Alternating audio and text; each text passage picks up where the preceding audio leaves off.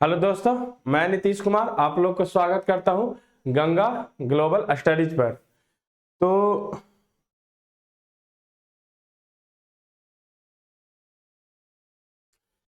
जो हम लोग दरोगा का जो अति देख रहे थे, सीरीज देख रहे थे, तो वह पांच पांच जो सीरीज था उसको हम लोग ने पूरा कर लिया था। अब जो छठा जो भाग आएगा उसको हम लोग देखेंगे। बीच बीच में मैंने बताया था कि जो छोटा छोटा होगा, जो एकदम फैक्ट पर आधारित होगा, उसको भी हम लोग डाला करेंगे। तो हम लोगों ने 1857 का एक डाला था, फिर उसी तरह से और कुछ जो लगेगा उसको फिर हम लोग डालते रहेंगे। तो चलिए हम लोग अंदर चलते हैं, देखते हैं। चलिए।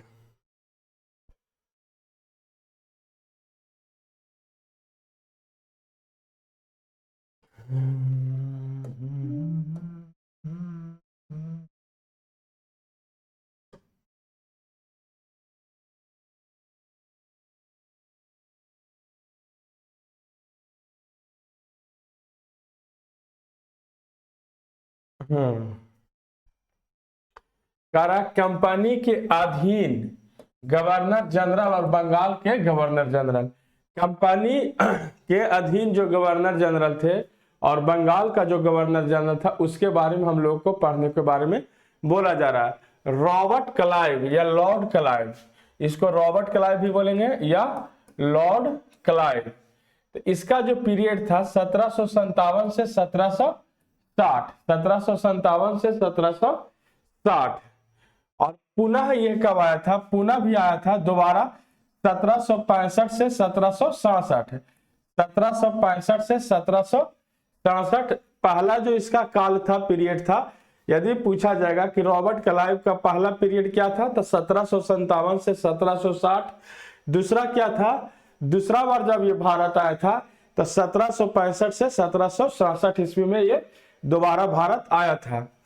अब देखिए 1743 में भारत आया, क्लाइव ने बंगाल में द्वैध शासन की व्यवस्था की थी। यदि बंगाल में पहला बार जो द्वैध शासन बोला जा रहा है कि द्वैध शासन की व्यवस्था किसने किया था बंगाल में, तो लॉर्ड क्लाइव ने किया था, जिसके अंतर्गत राजस्व वसूलने और सैनिक संरक्षण और विदेशी मामले की कंपनी के अधीन थे। जिसके अंतर्गत क्या आता था? राजस्व वसूली, सैनिक संरक्षण और विदेशी मामले की कंपनी के अधीन थे।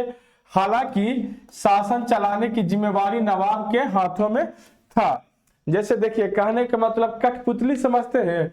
कठपुतली जैसे कहने का मतलब देखते हैं गांव गांव देहात में कहता है फलाना तो औरत के हाथ के कठपुतली है, एक कुछो चला है वो घरवा में, एको बात चला है, कॉमेडी आता है बिनेसर चाकर के उदय डॉक्टर कॉमेडी, तो उसको देखिएगा ना, इस मन में उस मन में बोला जाता है। ऐसे भी आप अपने आम चाल नॉर्मल भाषा में गांव चाल में कहता फलाना एकदम औरत के हाथ के कठपुतली, जैसे चाहे वैसे होकर औरतिया को जी करा है, नचावा है। तो वही जो अंग्रेजी कंपनी था, तो बंगाल के नवाब को बोला था कि नवाब तुम ही रहोगे, बाकी नवाब सिर्फ नाम के रहोगे, जैसे हम कान पकड़ के कहेंगे वैसे करना होगा, और नहीं तो बाबू तुमको भी दूगो भगाए ना, मीर जाफर को भगा के मीर कासिम को बनाए, फिर मीर कासिम नहीं माना तो फिर मीर जाफर को बनाए, और फिर मीर जाफर मर गया तो उसका बेटा नजमुद्दौला के ही काल में बंगाल में द्वैध शासन लगा था। तो वही बोला जाता है कि हालांकि शासन चलाने की जिम्मेवारी नवाबों के हाथ में था, सिर्फ नाम का नवाब था, बाकी सारा काम कौन करते थे? अंग्रेज इसलिए अंग्रेज राजा नहीं बनते थे। अंग्रेज राजा इसलिए नहीं बनते थे कि वहां की जो जनता होगी, आसपास की जनता, राज्य की जनता, वो भड़क जाएगा, क्योंकि राजा अंग्रेज को स्वीकार करते नहीं, क्योंकि विदेशी मानते थे। इसलिए राजा किसको बना के रखता था? वहां के नवाब को ही। और वो बोलता था कि हम लोग व्यापारी हैं, सिर्फ शुरुआती दौर में हम लोग क्या कर रहे हैं? व्यापार कर रहे हैं। लेकिन मेन राजा तो अंग्रेज ही थे, नवाब सिर्फ नाम का ही नवाब हुआ करता था। बोला जा रहा है कि 1751 ईस्वी में सीन ऑफ द आर्कट या आयरकाट के युद्ध में घेराबंदी में अंग्रेज विजयी रहे और अंग्रेजी सेना का नेतृत्व रॉबर्ट क्लाइव ने किया था। आर्कट है जी, अकॉर्ट के युद्ध में घेराबंदी में अंग्रेजी विजय रहे और सेना का नेतृत्व रॉबर्ट क्लाइव ने किया था। 12 अगस्त 1765 को इलाहाबाद की प्रथम संधि हुई। 12 अगस्त 1765 की इलाहाबाद की प्रथम संधि हुई थी। रॉबर्ट क्लाइव ने मुगल सम्राट शाह आलम द्वितीय को इलाहाबाद की द्वितीय संधि 16 अगस्त 1765 के तहत, पहला जो इलाहाबाद की संधि हुई थी 12 अगस्त 1765 को इलाहाबाद की प्रथम संधि।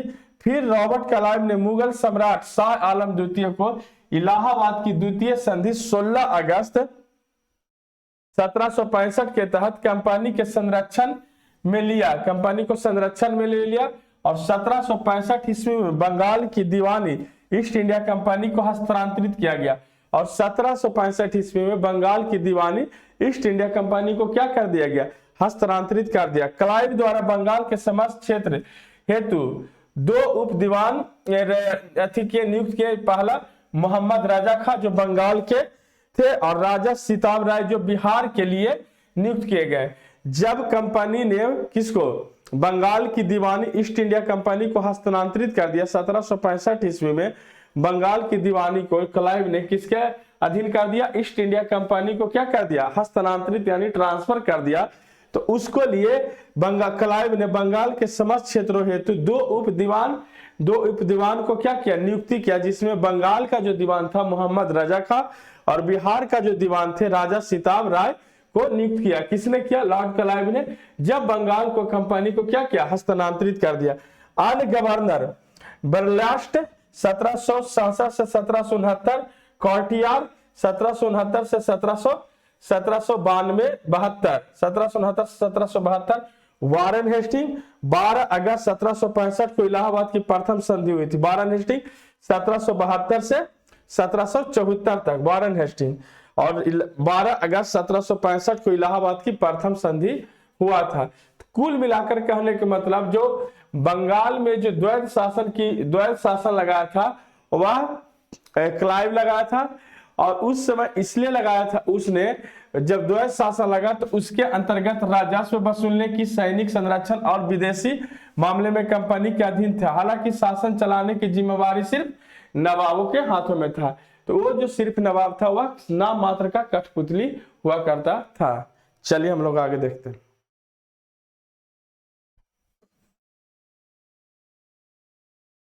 जो नवाब होता था अंग्रेजों का एकदम हाथ का कठपुतली होता था।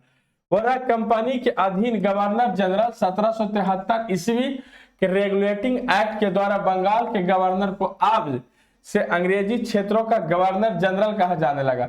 गवर्नर को 1773 में रेगुलेटिंग एक्ट जो आया उसमें बंगाल के गवर्नर को अब अंग्रेजी क्षेत्रों का गवर्नर जनरल कहा जाने लगा। पहले गवर्नर था, अब गवर्नर जनरल कहा जाने लगा, जिसका काल 5 वर्षों का निर्धारित किया गया था। जो गवर्नर जनरल का काल, जो गवर्नर था उसका 1773 के रेगुलेटिंग एक्ट के तहत क्या किया गया, जो बंगाल को क्षेत्रों का गवर्नर हुआ करता था वह बंगाल का गवर्नर जनरल हो गया, और उसका जो समय पीरियड निर्धारित किया गया, कितने साल का किया गया, 5 साल के लिए निर्धारित किया गया। मद्रास और बंबई के गवर्नर को इसके अधीन कर दिया गया। कि देखिए पहले अंग्रेजों का 3 जब पूर्ण रूप से जीता तो मद्रास और बंबई, लेकिन 1773 एक्ट के तहत बंगाल के गवर्नर को गवर्नर जनरल कहा जाने लगा, गवर्नर जनरल, और इन दोनों को इसी के अधीन कर दिया। किसके अधीन कर दिया गया, बंगाल के गवर्नर के अधीन कर दिया गया। तो याद रखिएगा 1773 के रेगुलेटिंग एक्ट के द्वारा बंगाल के गवर्नर को अब अंग्रेजी क्षेत्रों का बंगाल गवर्नर जनरल कहा जाने लगा, जिसका कार्यकाल 5 वर्षों तक निर्धारित किया गया। मद्रास और बंबई के गवर्नर को इसके अधीन कर दिया गया। मद्रास और बंबई के गवर्नर को भी किसके अधीन कर दिया गया, बंगाल के गवर्नर को अधीन कर दिया गया। वारेन हेस्टिंग 1774 से 1785 भारत में कंपनी के अधीन प्रथम गवर्नर जनरल हुआ। यदि पूछा जाएगा कि बंगाल का प्रथम गवर्नर जनरल कौन हुआ, तो वारेन हेस्टिंग जो था प्रथम गवर्नर जनरल बंगाल का। भारत का प्रथम गवर्नर जनरल वारेन हेस्टिंग मत लगा देना, बंगाल का प्रथम गवर्नर जनरल कौन बना था? तो वारेन हेस्टिंग जो था बंगाल भारत में कंपनी के अधीन का प्रथम गवर्नर जनरल का, भारत में अधीन कंपनी का, तो बंगाल का प्रथम गवर्नर जनरल कौन हुआ? तो वारेन हेस्टिंग हुआ। 1773 में बनारस की संधि हुई, 1773 में बनारस की संधि हुई और 1750 में वारेन हेस्टिंग कंपनी के एक क्लर्क के रूप में कलकत्ता आया था। मानो 1773 में बनारस की संधि हुई थी और 1750 में वारेन हेस्टिंग भारत में एक कंपनी के क्लर्क के रूप में कलकत्ता आया था तथा अपनी कार्य कुशलता के कारण कासिम बाजार का अध्यक्ष, बंगाल का गवर्नर एवं कंपनी का गवर्नर जनरल बना। देखते हैं, कहा जाता है कि हम पार्टी में सबसे पहले मोदी जी क्या कहते हैं, पार्टी में हम पहले झंडा लेके चले, फिर कार्यकर्ता बने, उसी तरह से एमएलए बने, उसी तरह से बनते बनते मुख्यमंत्री बने, फिर देश का प्रधानमंत्री बन गए। तो किसी का भाग भाग जो होता है, भाग भी होता है, मेहनत होता है, सबसे ज्यादा क्या होता है? मेहनत। यदि आपने सही दिशा में मेहनत किया तो उसका फल आपको सही मिलेगा। तो वारेन हेस्टिंग जो था 1750 ईस्वी में जो भारत आया था, तो वह क्लर्क के रूप में भारत आया था, लेकिन उसने क्या किया? कार्य कुशलता के कारण कासिम बाजार का अध्यक्ष बना, फिर बंगाल का गवर्नर बना और कंपनी का गवर्नर जनरल बना। कौन बना? कंपनी का गवर्नर जनरल बना। कौन बना था? वारेन हेस्टिंग बना। चलिए हम लोग फिर आगे देखते हैं।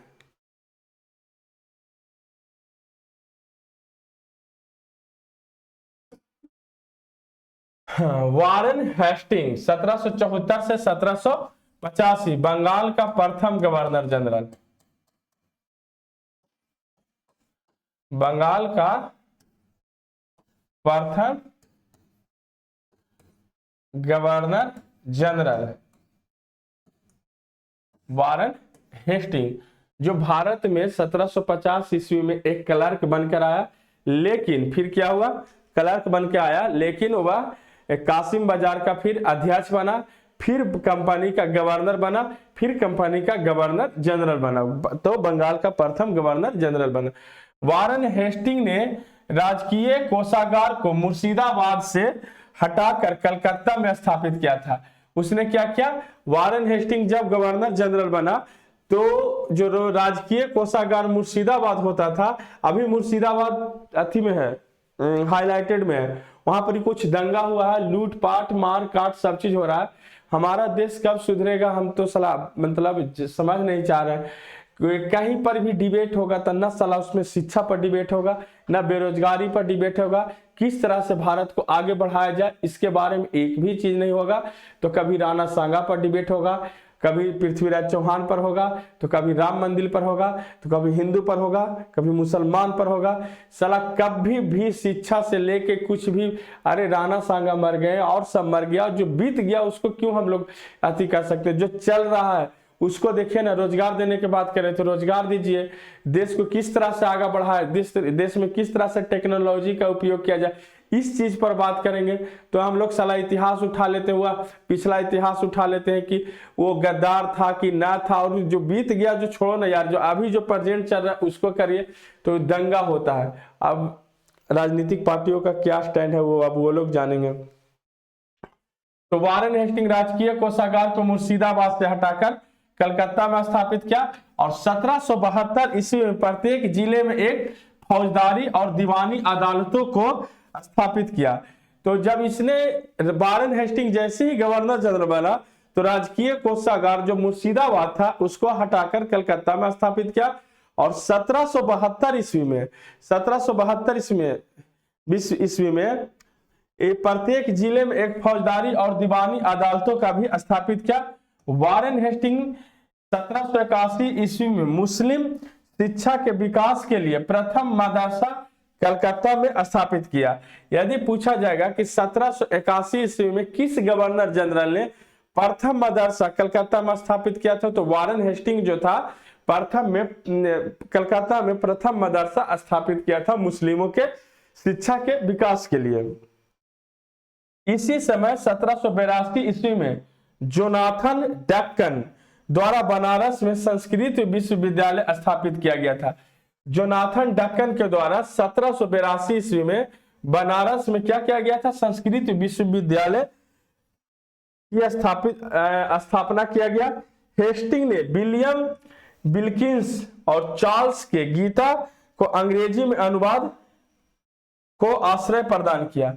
फिर क्या क्या वारेन, देखिए 1781 ईस्वी में मुस्लिम के शिक्षा के विकास के लिए वारेन हेस्टिंग ने प्रथम मदरसा कहां पर खोला, मद्रास में, कलकत्ता में खोला मदरसा। प्रथम मदरसा कलकत्ता में किसने खोला, 1781 में वारेन हेस्टिंग ने।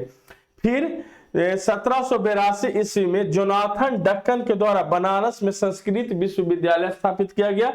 हेस्टिंग ने विलियम विल्किंस और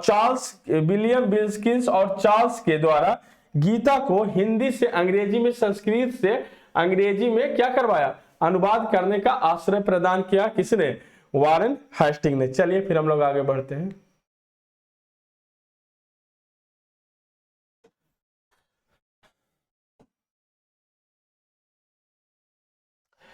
इसी दौरान सर विलियम जोन्स द्वारा 1784 ईस्वी में the Asiatic Society of Bengal की स्थापना की गई थी। जो इसी दौरान सर विलियम जोन्स द्वारा 1784 ईस्वी में the Asiatic Society of Bengal की स्थापना किया गया। हेस्टिंग ने मुगल सम्राट को मिलने वाली 26 लाख रुपये की वार्षिक पेंशन पर रोक लगा दिया।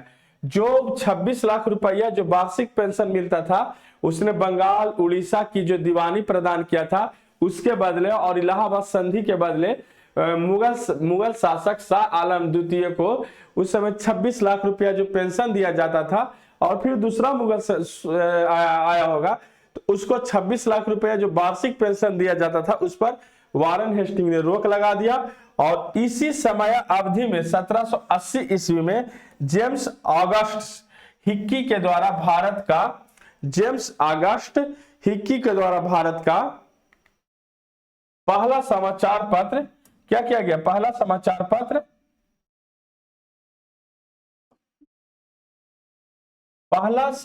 पत्र द बंगाल गजट का प्रकाशन हुआ। इसी के समय रेगुलेटिंग एक्ट 1774 के अंतर्गत कलकत्ता उच्च न्यायालय की स्थापना हुआ। पूछा जाएगा कि कलकत्ता उच्च न्यायालय की स्थापना किस एक्ट के तहत हुआ था, तो 1774 एक्ट के अनुसार कलकत्ता उच्च न्यायालय की स्थापना किया गया, जिसका अधिकार क्षेत्र के केवल कलकत्ता तक ही था। जिसका अधिकार, उसका जो क्षेत्र था सिर्फ कलकत्ता तक ही सीमित था। किंतु कलकत्ता के बाहर का मुकदमा तभी सुना जाता था जब दोनों पक्षों में सहमति हो। बोला जाता है कि कलकत्ता उच्च न्यायालय की जो स्थापना किया गया था वह 1774 के अंदर किया गया था, और उसमें सिर्फ जो क्षेत्र था कलकत्ता तक ही सीमित था। लेकिन उसमें बाहर का मामला तब सुना जाता जब उसमें दोनों पक्षों की सहमति होता था, तभी बाहर का मामला को क्या किया जाता था, सुना जाता था। हेस्टिंग ने नंद कुमार बंगाली ब्राह्मण पर झूठा आरोप लगाकर न्यायालय से फांसी की सजा दिलवाई थी। हेस्टिंग ने एक व्यक्ति था जिसको झूठा, नंद कुमार को, बंगाली ब्राह्मण था जिस पर झूठा आरोप लगाकर न्यायालय से फांसी की सजा दिलवाई, और 1774 में भारत के पहले डाकघर की स्थापना की गई थी। 1774 में भारत में पहले डाकघर की स्थापना की गई थी। कब, तो 1774 ईस्वी में पहले डाकघर की स्थापना किया गया था। किसके काल में, हेस्टिंग के ही काल में, और हेस्टिंग के ही काल में कलकत्ता में उच्च न्यायालय की स्थापना किया गया था। किस एक्ट के तहत, तो 1774 एक्ट के तहत किया गया था।